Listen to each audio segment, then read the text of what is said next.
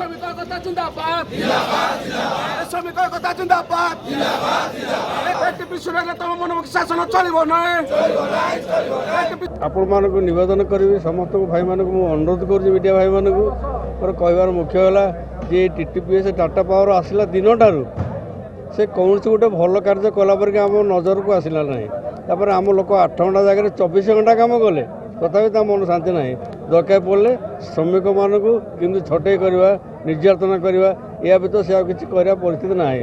ବର୍ତ୍ତମାନ ways board ତ total ସେ ଶୁଣୁନି ଦେବା ପାଇଁ କିଛି ତା ବଦଳରେ ସେ ହଲଚଲ ହେଉନି। ତେଣୁ ଆମେ ଏତିକି ଜାଣୁଛୁ ତାଙ୍କୁ ସୂଚେଇ ଦେବାକୁ ଚାହୁଁଛୁ ଯେ ଯାହା ପରିସ୍ଥିତି ହେଲେ ମଧ୍ୟ ଢେଙ୍କାନାଳ ସର୍କଲର 400 450 କର୍ମଚାରୀ କେବେ ହେଲେ ପଶ୍ଚାତପଦ ହେବେ ନାହିଁ। ଆଗାମୀ ଦିନରେ ତାଙ୍କର ଦାବି ଯଦି ନ୍ୟାଯ୍ୟ ଦାବି ଯଦି ପୂରଣ ନ ହୁଏ ତାହେଲେ ସେ ନିଶ୍ଚିନ୍ତ ଭାବରେ ରାଜରାସ୍ତା ଲଢ଼େଇ କରିବେ। ଧାରଣାରେ ବସିଛୁ ଆମକୁ ଏତେ ଭୟଭୀତ ଲାଗୁଛି ଦରମା ତ ଛାଡ଼ି ଦିଅ ବର୍ତ୍ତମାନ ଡିସମିସ୍ ଯେଉଁ ଭଳିଆ କରୁଛନ୍ତି ବିନା ପ୍ରୁଫ୍ରେ ଡିସମିସ୍ ଏଗ୍ରିମେଣ୍ଟରେ ଆମର ନାହିଁ ମୋତେ ଦେଖାଇ ପାରିବେ କି ଟାଟା କର୍ତ୍ତୃପକ୍ଷ କିନ୍ତୁ ଏବେ ବାଇଟ୍ ଦେବା ଲାଗି ବି ମୋତେ ଭୟ ଲାଗୁଛି।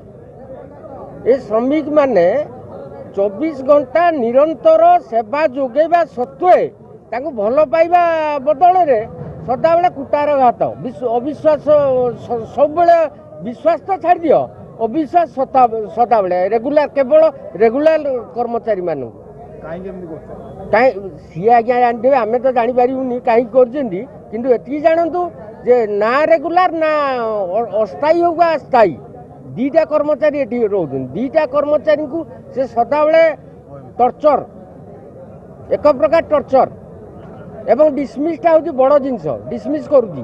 ଆମେ 1/4/2020ରୁ ଆଜ୍ଞା ୱେଜ୍ ବୋର୍ଡ଼ ପାଇବା କଥା କିନ୍ତୁ ଏପର୍ଯ୍ୟନ୍ତ ପାଇପାରିଲୁନି। କାହା ପାଇଁ ପାଇପାରିଲୁନି সেটা টাটা কর্তৃপক্ষ কইবে না আমি কইবু ক্ষেত্রে তাঙ্কর দাবি আজ অছি তাঙ্কর যে ওয়েজ বোর্ড অছি ওয়েজ বোর্ড উপরে যে তাঙ্কর সেই দাবি ধারণা দউଛନ୍ତି ସେମାନେ एक्चुअली जो वेज बोर्ड तो এটা एचओ लेवल ଆମର टेकअप करा होची ସେମାନେ ସେ ଜିନିଷଟାକୁ ସେମାନେ ସିମ୍ବଲିକାଲି ଏଠି ଆମର ଏଠି ପ୍ରୋଟେଷ୍ଟ ଜଣାଉଛନ୍ତି ସେ ଅଲରେଡ଼ି ଆମକୁ ତାଙ୍କର ଦାବି ଦେଇଥିଲେ 2 ଦିନ ତଳେ ତ ଆମେ ତାଙ୍କୁ ଅଲରେଡ଼ି ସେ ଏଚଓ ଲେଭେଲକୁ ଆମ ଜଣା ଦିଆଯାଇଛି ତ ତାଙ୍କ ଲେଭେଲରେ ହିଁ ଟେକଅପ୍ ହେବ ଆମ ଲେଭେଲରେ ଏଠି ହେଇପାରିବନି ତାଙ୍କ ଦାବି ବିଷୟରେ ତା ଅର୍ଥ କହିବା ମତଲବ ତାଙ୍କର ଯାହା ଦାବି କେବଳ ଜୋନାଲ ଅଫିସ ଛଡ଼ା ହଁ ଆମର ହେଡ୍ ଅଫିସ ଲେଭେଲରେ ସେଟାକୁ ଟେକଅପ୍ କରାହେବ।